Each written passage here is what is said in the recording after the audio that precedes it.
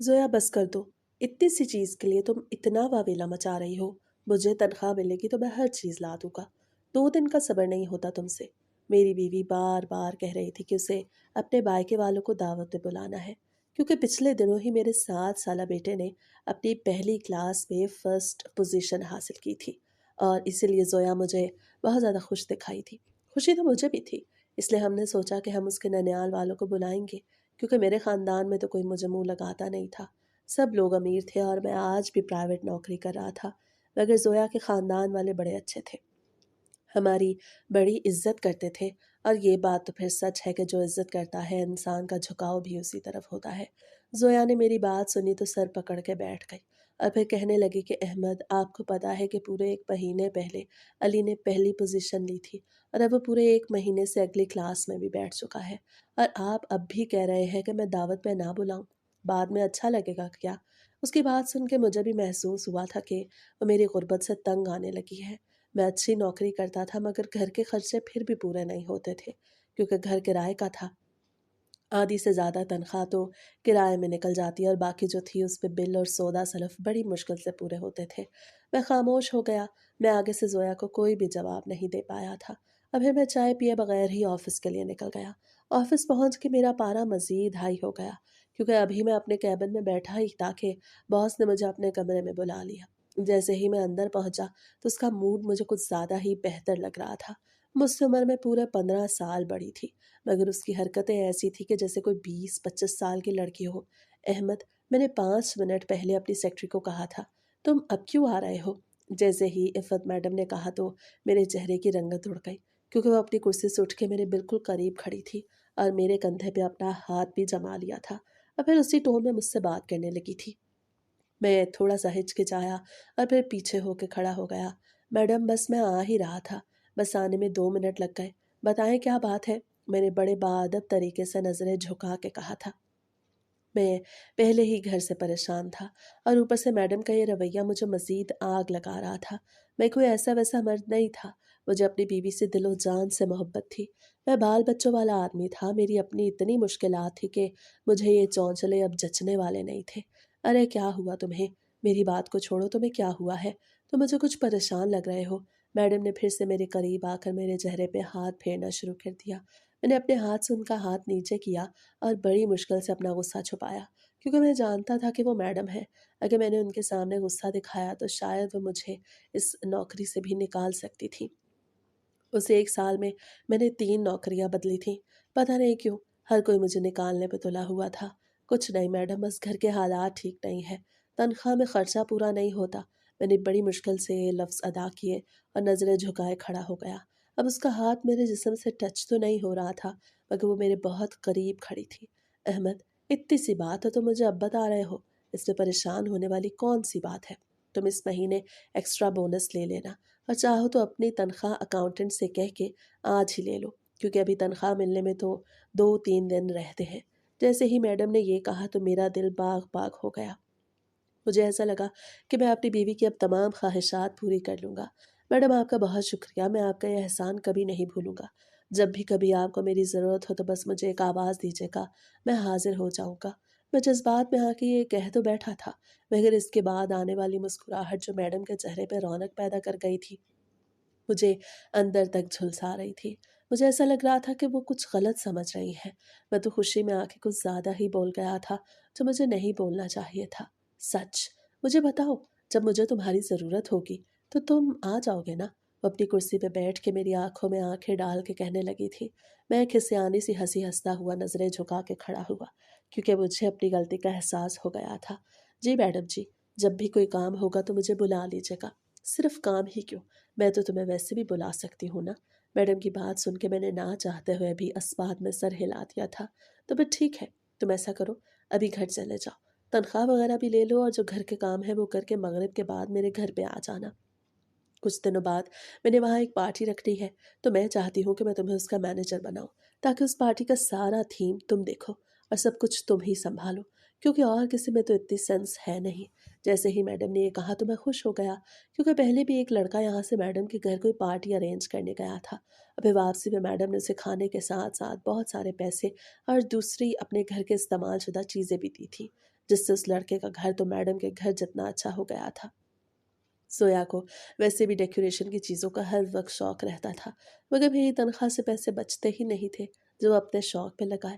جی madam, جیسی آپ کی مرضی، میں ابھی جاتا ہوں۔ اگر اکاؤنٹنٹ نے پیسے نہ دیے تو میں کیا کہوں؟ جیسے ہی میں نے یہ کہا تو میڈم ہنستے ہوئے کہنے لگی، تمہیں پتا بھی ہے کہ تم کس کا نام لوگے؟ تم کہہ دینا کہ میڈم نے کہا ہے تو وہ دے دے گا۔ یہ میرا آفس ہے، یہاں پھر ہر کام میری مرضی سے ہوتا ہے۔ میڈم کی بات سنتے ہی میں کمرے سے باہر نکل آیا تھا۔ باہر نکل کے اچانک سے میرے ذہن میں خیال آیا کہ میڈم نے اپنی بات بتائی ہی نہیں جس کے لیے انہوں نے مجھے بلایا تھا۔ میں پھر سے اندر گیا تو وہ اپنے موبائل میں بزی ہو چکی تھی۔ میں نے پوچھا تو کہنے لگی، کوئی بات نہیں تھی، بس تم سے بات کرنے کا دل چاہ رہا تھا، اس لیے بلا لیا تھا۔ کیا کوئی مسئلہ ہے؟ ان کی بات سن کے مجھے بہت برا لگا کہ غیر عورت اور مجھ سے اتنی عمر میں بڑی کیسے مجھے بات کرنے کے لیے بلا سکتی ہے، لیکن اس وقت میں ایسا کچھ نہیں سوچنا چاہتا تھا۔ میں بہت زیادہ خوش تھا اور میں اپنی خوشی کو غارت نہیں کرنا چاہتا تھا۔ میں نے اکاؤنٹنٹ سے اپنی تنخواہ اور بونس لیا جو کافی زیادہ تھا۔ تنخواہ کے اوپر تقریباً آدھی تنخواہ جتنا بونس میرے خون میں جوش پیدا کر گیا۔ جب میں گروسری کا سامان لے کے گھر پہنچا تو میری بیوی یہ دیکھ کے دنگ رہ گئی۔ ایک تو میں جلدی واپس آ گیا اور دوسرا میں دعوت کا سارا سامان لے آیا۔ یہ لو زویا، اب تو کوئی شکایت نہیں ہے نا تمہیں مجھ سے؟ وہ میرے 3 سال کے بچے کو گود میں اٹھائے بیٹھی تھی۔ اس کے چہرے پر مسکراہٹ آ گئی۔ احمد، یہ سب کیا ہے؟ آپ تو کہہ رہے تھے کہ ابھی آپ کو تنخواہ نہیں ملی، اب پھر اتنی ساری چیزیں کہاں سے آ گئی؟ اس میں تو بہت خرچہ ہو گیا ہوگا۔ زویا کی بات سنتے ہی میں نے اسے ساری بات بتائی کہ میڈم مجھ پہ مہربان ہو گئی ہیں۔ میری پریشانی دیکھ کے انہیں مجھ سے ہمدردی ہو گئی تو کہنے لگی، تم آج ہی تنخواہ لے جاؤ۔ میں نے بونس کے بارے میں نہیں بتایا تھا کیونکہ 2 ماہ پہلے بھی میڈم نے صرف مجھے بونس دیا تھا، پوری کمپنی کو نہیں دیا تھا۔ اس وقت بھی زویا کہہ رہی تھی کہ صرف آپ ہی کو کیوں ملا، اس لیے میں نے سوچا کہ اس بار اسے نہیں بتانا، بس چپ چاپ گھر پہ ہی خرچ کر ڈالوں گا۔ وہ تو سب ٹھیک ہے، لیکن آپ تو ایسے خرچ کر رہے ہیں کہ جیسے اس ماہ گھر کا کرایہ نہیں دینا۔ کیسے ہوگا یہ سب؟ آپ اتنی ساری چیزیں کیوں لے آئے ہیں؟ زویا پریشان ہو گئی۔ اس کی پریشانی میں سمجھ سکتا تھا، اسے تو میری بونس والی رقم کے بارے میں معلوم نہیں تھا، اس لیے وہ یہ سب کہہ رہی تھی۔ زویا، تم ان باتوں کو چھوڑو اور یہ سارا سامان سیٹ کر لو، چاہے تو آج شام میں ہی دعوت کر لو کیونکہ اب میں نے آفس نہیں جانا، یا پھر کل دوپہر میں رکھ دو کیونکہ کل بھی تو سنڈے ہے۔ زویا میری بات سن کے بچے کو ایک سائڈ پہ رکھ کے سامان اٹھا کے کچن میں جانے لگی تھی۔ میں بھی اس کی مدد کرانے لگا تھا۔ وہ کہہ رہی تھی کہ بس ایمرجنسی میں کون آئے گا۔ پھر جب میں مغرب کے وقت کھانا کھا کے گھر سے نکلنے لگا تو زویا مجھ سے پوچھنے لگی کہ میں اس وقت کہاں جا رہا ہوں، تو میں نے اس سے کہا کہ ایک دوست کی طبیعت خراب ہے، وہیں پہ جا رہا ہوں۔ جب میں نے یہ کہا تو میری آواز لڑکھڑا رہی تھی۔ مجھے ایسا لگ رہا تھا کہ میں اپنی بیوی کو دھوکہ دے رہا ہوں، حالانکہ میں میڈم کے گھر صرف کام پہ جا رہا تھا، لیکن میرا ضمیر مجھے جھنجھوڑ رہا تھا کہ میں سب کچھ جانتے بوجھتے ہوئے بھی اس میڈم کی ہاں میں ہاں کیوں ملا رہا ہوں۔ زویا میری بات سن کے خاموش ہو گئی تھی۔ ویسے بھی وہ کوئی شکی عورت نہیں تھی اور اسے مجھ پہ پورا بھروسہ تھا۔ آج تک میں نے اسے چیٹ بھی تو نہیں کیا تھا، لیکن اس بار معاملہ کچھ الگ تھا۔ میں بائک نکال کے گھر سے نکل آیا اور پھر آدھے گھنٹے بعد میں ڈیفنس سوسائٹی فیز 8 پہ پہنچ گیا۔ میڈم کا اتنا بڑا بنگلہ روشنی میں نہایا کھڑا تھا۔ میں جانتا تھا کہ میڈم اپنے گھر پہ اکیلی رہتی ہیں، اس کی کوئی اولاد نہیں تھی اور شوہر بھی آج سے 7-8 سال پہلے یہ دنیا چھوڑ کے جا چکا تھا، اس لیے بزنس اور گھر کی ساری ذمہ داری اکیلی میڈم کے کندھوں پہ تھی۔ میں نے دروازہ بجایا تو چوکیدار نکلا اور کہنے لگا، آ جاؤ تم، میڈم تمہارا ہی انتظار کر رہی ہے۔ میں بائک سمیت اندر پہنچ گیا تھا۔ میں نے بائک کھڑی کی اور پھر اندر پہنچ گیا۔ میڈم ہال میں صوفے پہ بیٹھی ٹانگ پہ ٹانگ چڑھائے موبائل استعمال کر رہی تھی۔ وہ گھر والے کپڑوں میں تھی مگر یہاں بھی وہ اچھی لگ رہی تھی۔ اگر مجھے یہ معلوم نہ ہوتا کہ وہ اس سے 15 سال بڑی ہے تو شاید میں یہی سمجھتا کہ وہ میری ہم عمر ہے، لیکن مجھے ان کی عمر کا پتہ تھا۔ مجھے کیا، سارے آفس کو ہی پتہ تھا کہ ان کی عمر زیادہ ہے، مگر انہوں نے خود کو مینٹین کر رکھا ہے۔ مجھے دیکھ کے میڈم اپنی جگہ سے اٹھ کھڑی ہوئی اور آ کے میرے گلے لگ کے مجھے ویلکم کرنے لگی۔ یہ انداز مجھے ایک نظر نہیں بھایا تھا، مگر وہ امیر عورت تھی، اس کے لیے یہ سب عام سی بات تھی۔ ایسا لگتا تھا وہ ہر کسی سے ایسے ہی ملتی ہے۔ میں ابھی وہیں پہ کھڑا تھا۔ میڈم کہنے لگی، بیٹھ جاؤ، شرما کیوں رہے ہو، اسے اپنا ہی گھر سمجھو۔ تھوڑی دیر بعد ملازمہ نے سامنے والا میز طرح طرح کے کھانوں سے بھر دیا تھا۔ یہ بھی کھانا نہیں تھا، یہ صرف کچھ لوازمات تھے۔ بقول میڈم کے وہ کہہ رہی تھی کہ یہ تھوڑا سا کھا لو، اس کے بعد کھانا کھاتے ہیں، مگر میں نے ان سے کہا کہ میں تو کھانا کھا کے آیا ہوں، میں نے پیٹ بھر کے کھانا گھر پہ نہیں کھایا تھا۔ میں جانتا تھا کہ وہ کچھ نہ کچھ تو ضرور کھلائیں گی اور میرے اندر کا غریب انسان ان کھانوں کے لیے تڑپ رہا تھا، لیکن پھر بھی میں نے میڈم سے یہ کہہ دیا تو وہ کہا لگا کے ہنسنے لگی اور کہنے لگی تمہارے گھر پہ یہ سب کھانے تو نہیں بنے ہوں گے، اس لیے خاموشی سے کھا لو۔ مجھے ایسا لگا تھا کہ میڈم نے میری غربت کا مذاق بنایا ہے، لیکن پھر بھی میں نے ایک سینڈوچ اٹھا کے پلیٹ پہ ڈال لیا۔ میڈم بھی اپنی پلیٹ میں کچھ ڈال کے کھانے لگی تھی اور ساتھ ساتھ باتیں بھی کر رہی تھی۔ ان کی ہر بات سے مجھے ایسا لگ رہا تھا کہ وہ میرے اوپر بات کر رہی ہیں، حالانکہ وہ زمانے کی بات کر رہی تھی۔ وہ مجھے جتلا رہی تھیں کہ پیسوں کے بدلے میں یہاں تک آ گیا ہوں تو میں آگے بھی ان کے کام آؤں گا۔ مجھے سمجھ نہیں آ رہی تھی کہ وہ ایسا کیوں کہہ رہی ہیں، کیونکہ میں تو صرف کام کی غرض سے آیا تھا۔ یہ میں اپنے آپ کو سمجھا رہا تھا۔ میری روح اور میرا جسم، ہر عضو جانتا تھا کہ میں یہاں کیا کرنے آیا ہوں۔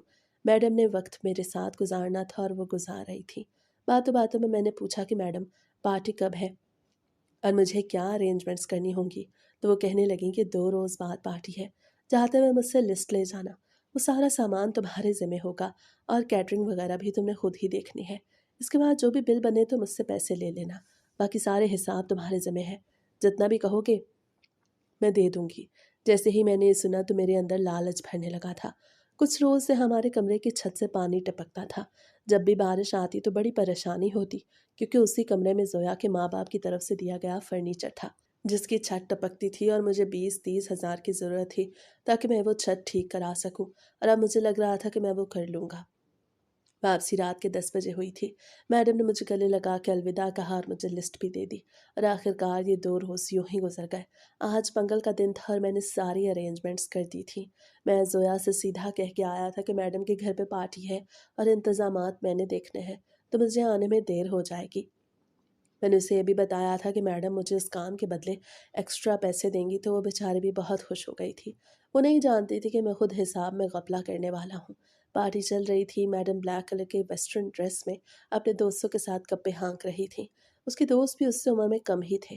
بس ایک طوفان بدتمیزی ان کے گھر پہ آیا ہوا تھا اور میں کونے والے ٹیبل پہ بیٹھا ہر چیز کا جائزہ لے رہا تھا۔ تھوڑی دیر بعد کھانا کھلا تو میں نے وہ انتظامات دیکھے اور پھر آہستہ آہستہ ہر کوئی اپنے گھروں کو جانے لگا۔ میں بھی گھر کو آنے لگا تو میڈم نے مجھے روک لیا اور کہنے لگی کہ میرے کمرے میں آ جاؤ، حساب وغیرہ مجھے سمجھا دو تاکہ آج ہی میں تمہیں پیمنٹ کر دوں، تم نے بھی تو آگے پیمنٹ کرنی ہوگی۔ میڈم کی بات سن کے میرے دل میں لڈو پھوٹنے لگے اور میں ان کے ساتھ ان کے کمرے میں چل دیا۔ انہوں نے مجھے بیڈ پہ بیٹھنے کو کہا، حالانکہ میں صوفے پہ بیٹھ رہا تھا، مگر ان کے کہنے پہ میں بیڈ پہ بیٹھ گیا اور وہ جوتا اتار کر وہ خود باتھ روم میں گھس گئی تھی۔ کہہ رہی تھی کہ اس ڈریس میں بڑی الجھن ہو رہی ہے، چینج کر کے آتی ہوں تو پھر بات کرتے ہیں۔ جب وہ چینج کر کے آئی تو اسے نائٹ ڈریس پہن لیا تھا، جو تھا تو مکمل لباس، لیکن مجھے الجھن ہو رہی تھی۔ آج تک تو میں نے زویا کو بھی اس لباس میں نہیں دیکھا تھا، اور میڈم میرے سامنے جان بوجھ کے اس لباس میں آ گئی تھی۔ شاید وہ مجھے لبھانے کی کوششوں میں لگی ہوئی تھی۔ ان کا یہی ارادہ تھا کہ میں ان کے پیسے میں کھو جاؤں اور وہ مجھ سے اپنا مقصد پورا کر لیں۔ وہ میرے پاس بیڈ پہ آ بیٹھی۔ انہوں نے بیڈ گراؤنڈ کے ساتھ ٹیک لگا لیا۔ ان کے ہاتھ میں ڈھیر سارا کیش تھا اور چیک بک بھی ان کے پاس ہی رکھی تھی۔ کہنے لگی اب بتاؤ کتنی رقم چاہیے تمہیں، کتنا خرچہ ہوا ہے۔ جیسے ہی انہوں نے یہ کہا تو میرے منہ سے رال ٹپکنے لگی۔ 2.5 لاکھ کے خرچے کو میں نے 5.5 لاکھ کا بتا دیا، مگر انہیں کوئی فرق نہ پڑا، بلکہ 5.5 کے بدلے انہوں نے مجھے 7 لاکھ کا چیک دیا اور کہنے لگی اسے صبح کیش کرا لینا تاکہ ہر چیز صحیح طریقے سے ہو جائے۔ اور پھر انہوں نے کیش والی کٹیوں میں سے 1 لاکھ کی کٹی مجھے پکڑائی۔ کہنے لگی یہ تمہارا انعام ہے، تم نے پارٹی کو اچھے سے چلایا اور ساتھ میں مجھے بھی خوش کیا۔ جیسے ہی انہوں نے یہ کہا تو میں سوالیہ نظروں سے ان کی طرف دیکھنے لگا کہ میں نے ایسا کیا کر دیا کہ وہ خوش ہو گئی ہیں۔ تو کہنے لگی تم آ گئے ہو، میرے لیے یہی خوشی کی بات ہے۔ نہ جانے کیوں مجھے تم میں اپنے مرحوم شوہر کی جھلک نظر آتی ہے، اس لیے دل چاہتا ہے کہ ہر وقت تم میرے پاس رہو۔ انہوں نے میرا ہاتھ تھام لیا۔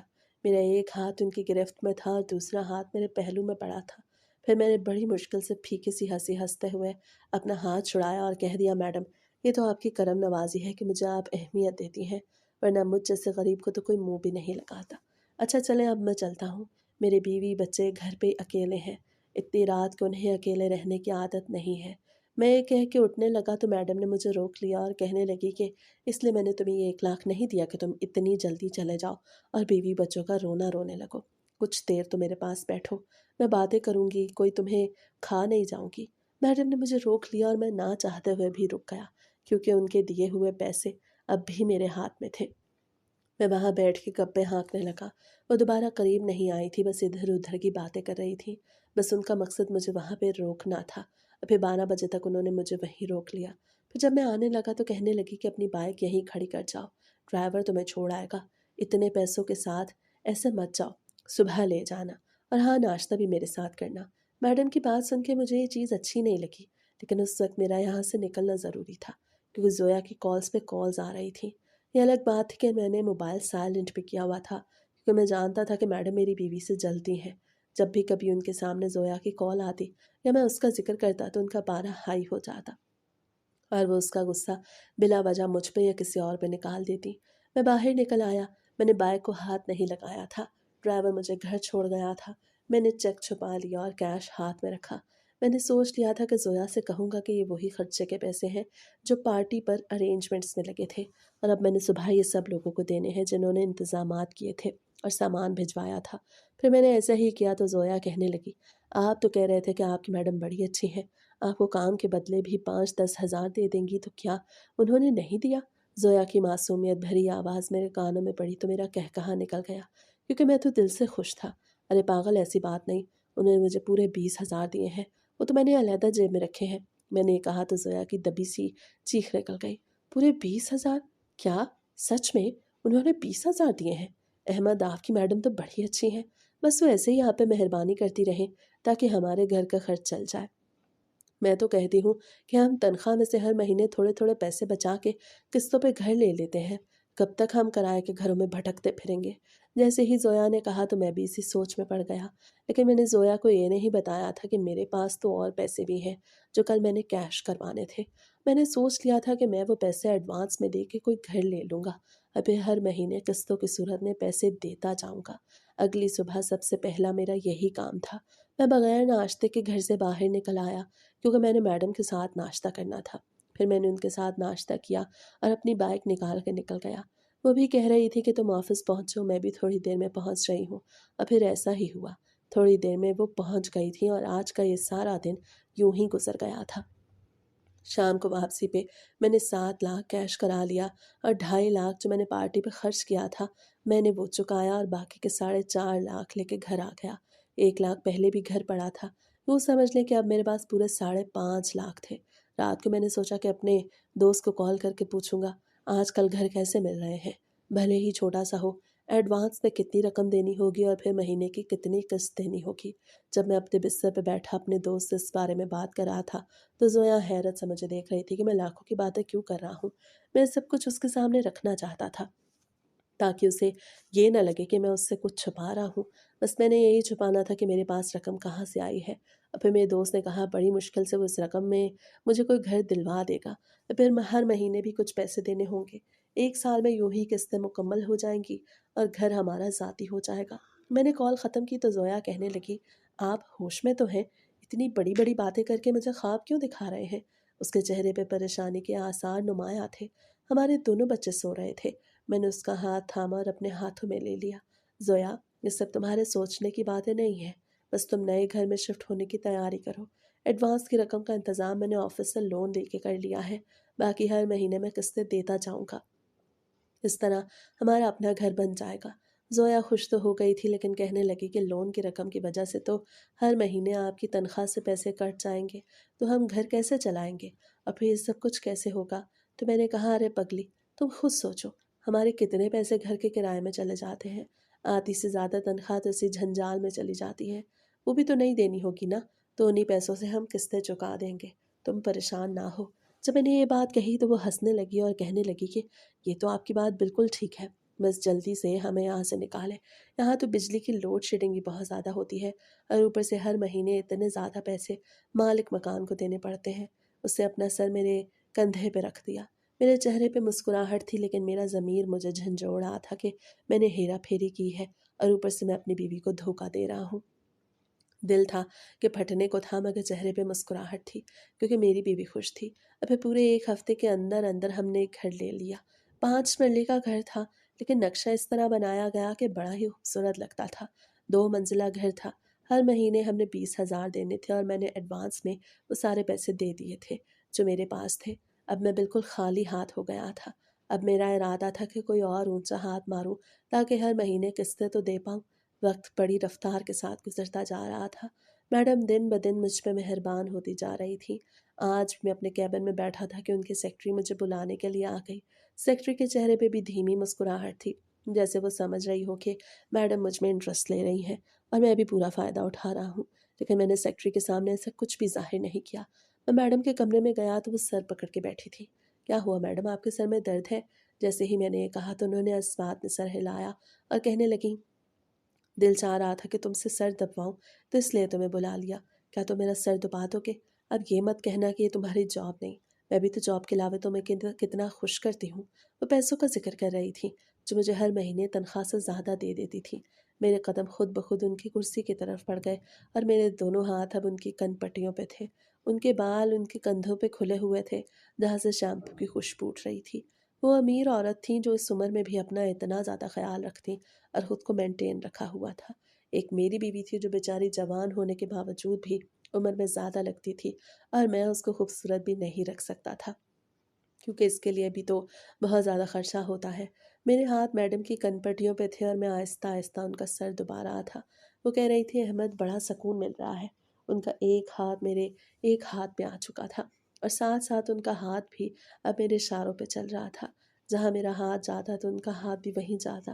مجھے الجھن ہو رہی تھی، وہ ہاتھ ہٹا ہی نہیں رہی تھی اور میں بھی اپنے ہاتھ نہیں ہٹا سکتا تھا کیونکہ میں تو کام کر رہا تھا۔ پھر وہ کہنے لگی، پتہ نہیں تم میں اتنا سکون کیوں ہے؟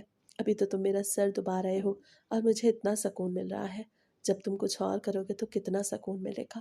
ان کے اس ذو معنی جملے مجھے اندر تک ہلا گئے کہ وہ اتنی بڑی عمر میں ایک کم عمر لڑکے اور سب سے بڑی بات کہ اپنے امپلائی اور وہ بھی شادی شدہ بال بچوں والے کے ساتھ ایسی بات کیسے کر سکتی ہیں۔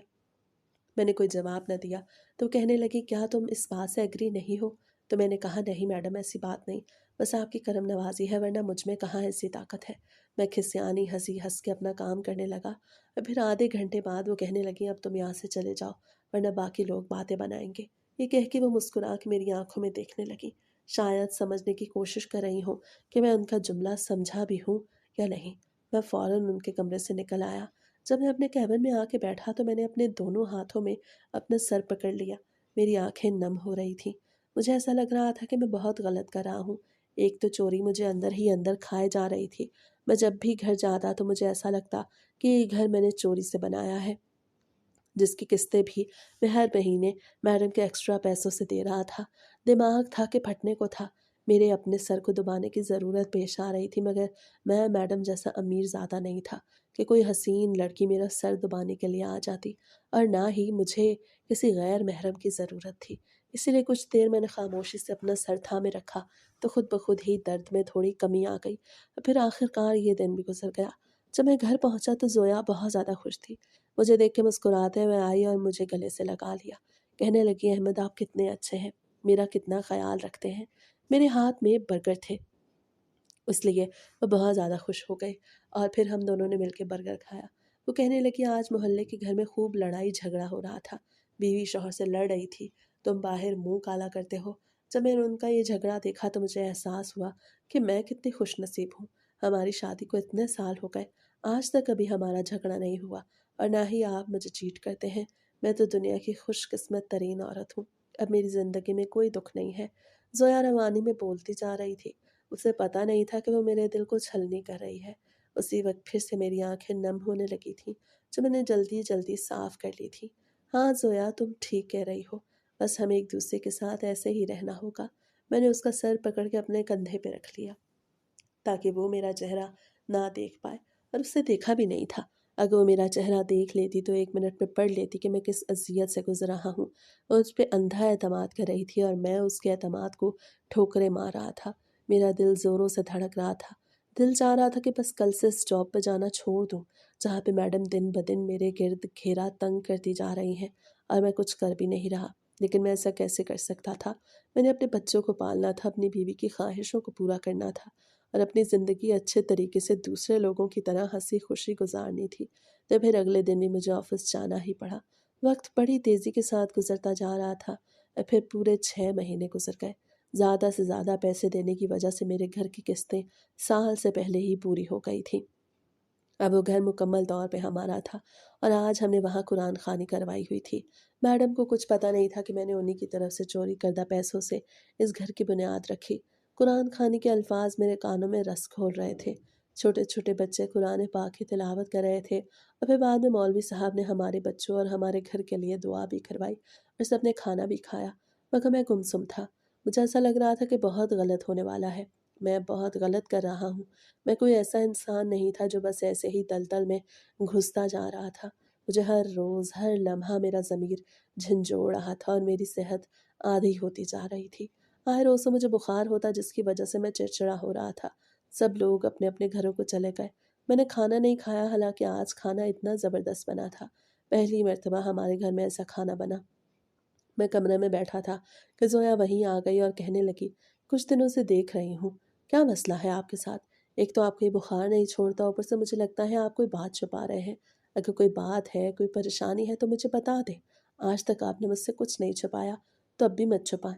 ज़ोया ने मेरे चेहरे पे हाथ फेरते हुए कहा, तो मेरी आंखों से आंसू निकल आए, जो मुझसे छुपा न पाया। अरे अरे, क्या हुआ आपको? क्या कोई परेशानी है? मेरा दिल दहल रहा है। प्लीज़ बता दें मुझे, वरना मैं भी रोने लग जाऊंगी। वो रहासी होके कहने लगी थी। अगले ही लम्हे मैंने खुद पे कंट्रोल किया और आंखें साफ कर ली। कोई बात नहीं ज़ोया, ये आंसू तो खुशी के हैं। मैं आज खुशी से रो रहा हूँ कि आज ये घर हमारा हो गया। अब हमें ना ही किस्तें देनी पड़ेंगी और ना ही किराए देने पड़ेंगे, और सबसे बड़ी बात कि तुम खुश हो। बस इसीलिए आंखें भर आईं। मैंने झूठ बोल दिया था। मेरी बात सुनकर ज़ोया ने मेरी आंखों के आंसू साफ किए और कहने लगी, ये तो मेरी खुशनसीबी है कि आप जैसे इंसान मुझे मेरी ज़िंदगी में मिले हैं। भले ही हमारी ज़िंदगी की शुरुआत मुश्किल थी, लेकिन अब सब कुछ ठीक हो गया है। तो आप रोना छोड़ दें। अब तो खुशियों के दिन हैं। देखिए बच्चे भी कितने खुश हैं। बच्चे क्यों ना खुश होते। उनके लिए मैं अब तरह तरह के खिलौने लाता था और अक्सर औकात में बाहर से खाना भी ले आता था, क्योंकि मैडम ने मेरी तनख्वाह इसलिए डबल कर दी थी क्योंकि मैं ऑफिस से वापसी पे हर रोज़ उनके घर जाने लगा। वो और कुछ नहीं करती थी, बस मेरे साथ बैठ के खाना खाती। अबे कभी कभार मेरा हाथ पकड़ के कोई ऐसी वैसी बात कर देती जो मुझे नागवार गुजरती, मगर मैं कुछ कह नहीं पाता था। वक्त यूं ही गुजरता जा रहा था और दिन ब दिन मैं निढाल होता जा रहा था। जो भी मुझे देखता यही कहता, अहमद क्या हुआ है, क्या नशे पे तो नहीं लग गए? तो मैं हंस के कह देता, ऐसी बात नहीं, बस कमज़ोरी ने घेर लिया है। समझ नहीं आती क्या करूं। और वाकई में मुझे इस चीज़ की समझ आती भी नहीं थी। शायद मेरे ज़मीर की मलामत मेरी सेहत पे असर करने लगी। सोमवार का दिन था और आज पूरे 4 दिन बाद ऑफिस आया था, क्योंकि 4 दिन मुझे सख्त बुखार रहा। आज मैडम ने मुझे दोपहर तक न बुलाया, इसलिए मैं खुशी से अपना काम कर रहा था। मगर दोपहर में वो खुद ही मेरे कैबिन में आ गई और कहने लगी कि मगरिब के बाद जब सब एम्प्लॉयज़ चले जाएं तो तुमने नहीं जाना। हमने एक बहुत अहम मीटिंग के बारे में डिस्कशन करनी है, जो मैं अभी किसी और को नहीं बताना चाहती। इसलिए तो मैं खुद बताने के लिए आ गई। मैडम ने प्रोफेशनल अंदाज में सीरियसली बात की। कोई ऐसी हरकत ना की जिससे मुझे कुछ अंदाज़ा होता और फिर वो वहाँ से चली गई थी। तो मैंने सोचा ही नहीं था कि उनके दिमाग में क्या चल रहा है। मैं जो इतने दिन छुट्टियाँ करके आया, फटाफट से अपने काम कर रहा था। फिर मैंने महसूस किया कि सब लोग जाने लगे। वक्त गुजर गया, 7 बज गए, हर कोई चला गया। मैं और मैडम ऑफिस में अकेले थे। और फिर मैंने अपना लैपटॉप बैग में डाला और बैग उठा के मैडम के कमरे में पहुंच गया। वो फ़ोन पे खाने का ऑर्डर दे रही थी। मुझे देख के मुस्कुराते हुए बोली कि तुम क्या खाओगे? तो मैंने कहा, मुझे कुछ नहीं खाना, बस जल्दी से मीटिंग के बारे में डिस्कशन कर लें। आपको पता तो है मेरी तबीयत ठीक नहीं। मैंने कहा तो बस बात में सर हिला के रह गई, मगर फ़ोन पे उन्होंने ऑर्डर अपनी मर्ज़ी का दे दिया, वो भी 2 लोगों के लिए।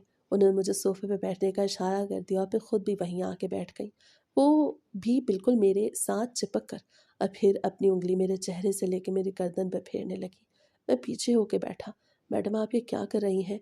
मैंने बड़ी मुश्किल से कहा। शायद मेरा ज़मीर मुझसे जीत गया और मैं ये कलिमात अदा कर बैठा, जिससे मैडम के चेहरे की रंगत उड़ गई और उनके माथे पे बल पड़ गए। ये तुम क्या कह रहे हो? मैंने ऐसा क्या कर दिया? ये कोई नई बात तो नहीं। तुम्हें पता है कि तुमसे मुझे सुकून मिलता है, और आज मेरा दिल चाह रहा है कि तुम मुझे मुकम्मल तौर पर सुकून से सरशार कर दो। ये कह के वो मुझसे और चिपक गई और अपनी दोनों बाहें मेरी कमर के गिर्द हिमायल करती थी। मेरा चेहरा गुस्से से लाल भभूका हो रहा था। आंखों से आंसू बहते जा रहे थे। उनका सर मेरे कंधे पे था। मेरा चेहरा नहीं देख पा रही थी। मुझे ऐसा लग रहा था कि अभी मैं फट पड़ूंगा, मगर हिम्मत ना थी कुछ बोलने की। जुबान गंग हो गई थी। बीवी का चेहरा, बच्चों का चेहरा मेरे सामने लहरा रहा था। میرا اپنا گھر جو میں نے انہی کے پیسوں سے بنایا وہ بھی میری آنکھوں کے سامنے آ رہا تھا۔ میرے بچوں کا مستقبل، بیوی بچوں کی خوشیاں میرے دماغ کو مفلوج کرنے کے لیے میرے سامنے ناچ رہی تھیں۔ میرا دماغ جکڑ گیا اور پھر اچانک میں نے محسوس کیا کہ میں صوفے سے اٹھ چکا تھا۔ نہ جانے اتنی ہمت مجھ میں کہاں سے آ گئی کہ میں میڈم کے سامنے کھڑا چلا رہا تھا، آپ جیسی گھٹیا عورت میں نے ساری زندگی نہ دیکھی۔ آپ کی وجہ سے میں نے اپنے ضمیر کو بیچ ڈالا، آپ کی وجہ سے میں اپنی بیوی کو اپنی شکل دکھانے کے قابل نہ رہا۔ وہ مجھ پہ اعتبار کرتی ہے مگر یہاں میں آپ کے ساتھ منہ کالا کر رہا ہوں، لیکن اب مزید نہیں۔ میں آپ کی کوئی خواہش پوری نہیں کروں گا، چاہے اس کے لیے مجھے کوئی بھی قیمت چکانی پڑے۔ میرا یہ کہنا تھا کہ میڈم اٹھی اور میرے چہرے پر ایک تھپڑ رسید کر دیا۔ زیادہ دودھ کا دھلا بننے کی ضرورت نہیں، پچھلے کتنے مہینوں سے تم میرے ساتھ ہو، اب جب کہ میں مطالبہ کر رہی ہوں، اپنے پیسوں کی قیمت مانگ رہی ہوں تو تم مکر رہے ہو۔ میں تم پہ کیس کر دوں گی کہ تم نے میری جائیداد لوٹی، میری عزت میں ہاتھ ڈالا۔ میڈم چلا رہی تھی مگر میں نے بھی کہہ دیا، آپ مجھ پہ کیس نہیں کر سکتی۔ کیا کہیں گی کہ آپ نے مجھ پہ ڈورے ڈالے؟ آپ جھوٹی ہیں، آپ مکار عورت ہیں جس سے پہلے اپنے شوہر کی ساری دولت پہ قبضہ کیا۔ مجھے تو لگتا ہے کہ آپ کے شوہر اسی وجہ سے جلدی اس دنیا سے چلے گئے، کیونکہ آپ ایک گندی عورت ہیں۔ جیسے ہی میں نے یہ کہا تو میڈم صوفے پہ گر گئی، اس کی آنکھوں میں نمی آ گئی۔ دفع ہو جاؤ یہاں سے، ایسی بات دوبارہ مت کرنا ورنہ میں تمہاری جان لے لوں گی۔ میں نے کسی کو دھوکہ نہیں دیا، میں نے کسی کی جائیداد پہ قبضہ نہیں کیا، وہ پاگلوں کی طرح کہہ رہی تھی، اور اس سب سے یہی ظاہر ہو رہا تھا کہ وہ اپنے منہ سے سچ اگل رہی ہے۔ میں نے وہیں کھڑے کھڑے اس کے منہ پہ کہہ دیا، مجھے تمہاری نوکری کی ضرورت نہیں، اگر مجھے رزق ملنا ہوگا تو کہیں اور سے مل جائے گا۔ اب دوبارہ تم میری شکل نہیں دیکھو گی، اور ہو سکے تو مجھ جیسے کسی اور معصوم انسان پر ڈورے مت ڈالنا، اور نہ ہی اس کی آخرت خراب کرنا، اور نہ ہی اسے اس کی نظروں میں گنہگار کرنا۔ یہ کہہ کے میں وہاں سے نکل آیا۔ میں بچوں کی طرح رو رہا تھا۔ میں نے اپنا لیپ ٹاپ بیگ اٹھایا اور پھر بائک لے کے گھر کے لیے نکل کھڑا ہوا۔ 10 منٹ کے اندر اندر میں اپنے گھر کے دروازے پہ پہنچ تو گیا، مگر آنکھوں میں آنسو کی وجہ سے اندر نہیں جا پا رہا تھا۔ مگر پھر میں نے سوچا مجھے داخل ہونا پڑے گا، جو رائتا میں نے پھیلایا تھا اسے میں نے ہی تو صاف کرنا تھا۔ میں اندر گیا تو زویا کھانے پہ میرا انتظار کر رہی تھی، مجھے روتے ہوئے دیکھ کے کہنے لگی، کیا ہوا؟ وہ ہمیشہ مجھ سے یہی پوچھتی تھی کیونکہ اس بیچاری کو تو کچھ پتہ نہیں تھا۔ میں نے اسے دونوں کندھوں سے تھام کے اپنے قریب کیا اور پھر اسے گلے سے لگا لیا۔ میں روتے اس سے کہہ رہا تھا، زویا مجھے معاف کر دینا، مجھ سے کچھ غلطیاں ہو گئی جو میں تمہیں بتا نہیں سکتا، مگر اب میں سیدھے راستے آ گیا ہوں، پلیز مجھے معاف کر دو۔ میری یہ بات سن کے وہ کہہ رہی تھی، نہیں، آپ سے کبھی کوئی غلطی نہیں ہو سکتی، یہ جھوٹ ہے، آپ بہت اچھے ہیں، آپ نے مجھے کبھی دھوکہ نہ دیا، آپ نے تو مجھے زندگی دی، بس کر دیں، ایسی باتیں مت کریں۔ وہ بیچاری تو مان ہی نہیں رہی تھی، حالانکہ میں اپنے منہ سے کہہ رہا تھا۔ پھر وہ مجھے سنبھال کے کمرے میں لے گئی کیونکہ بچے مجھے دیکھ کے پریشان ہو رہے تھے۔ اب ہم دونوں کمرے میں تھے اور بچے باہر ہال میں شاید کھیلنے لگ گئے تھے۔ زویا نے میرے آنسو صاف کیا اور کہا کہ آئندہ آپ نے ایسی بات نہیں کرنی، آپ نے ہمارا بہت بوجھ اٹھا لیا، اگر آپ سے کوئی غلطی ہو بھی گئی ہے تو میں معاف کرتی ہوں، کیونکہ غلطیاں انسانوں سے ہوتی ہیں، لیکن اچھا انسان وہ ہوتا ہے جو اپنی غلطی کو تسلیم کر لے۔ اس نے مجھے ہر خامی کے ساتھ قبول کر لیا اور میں نے بھی دل میں یہ پکا عہد کر لیا کہ میں سچائی سے زندگی گزاروں گا۔ پورا 1 ہفتہ تو میں بخار میں تڑپتا رہا، میں گھر سے باہر نہیں نکل پایا۔ میں 5 وقت کی نماز پڑھنے لگا اور رو رو کے اللہ سے معافیاں مانگنے لگا۔ پھر میرے دل کو سکون مل گیا، مجھے ایسا لگتا تھا کہ اللہ تعالیٰ نے میری سچی توبہ قبول کر لی ہے۔ اور پھر میں نے اخبار میں کمپنی کی ایڈ دیکھی اور اگلے دن وہاں پہ انٹرویو دینے پہنچ گیا، جہاں پہ مجھے مینیجر کے طور پہ منتخب کر لیا گیا تھا، کیونکہ میں ایک بڑی کمپنی سے تجربہ کار ہو کے آیا تھا۔ شکر ہے کہ میڈم نے کسی کو کچھ نہیں کہا تھا، شاید وہ اپنے ہی ضمیر کی جنگ لڑ رہی تھی، اور اب میں یہاں پہ اچھی نوکری کرنے لگا تھا جس میں کوئی دھاندلی نہیں تھی، اور میرا ضمیر بھی مجھے ملامت نہیں کرتا تھا۔ مجھ سے غلطیاں ہوئی تھیں لیکن اب میں نے سب کچھ سدھار لیا تھا، اور سچی بات تو یہی ہے کہ جب انسان غلطیوں کے بعد سچی توبہ کر لے اور غلطیوں سے باز آ جائے تو پھر اللہ تعالیٰ بھی معاف کر دیتے ہیں۔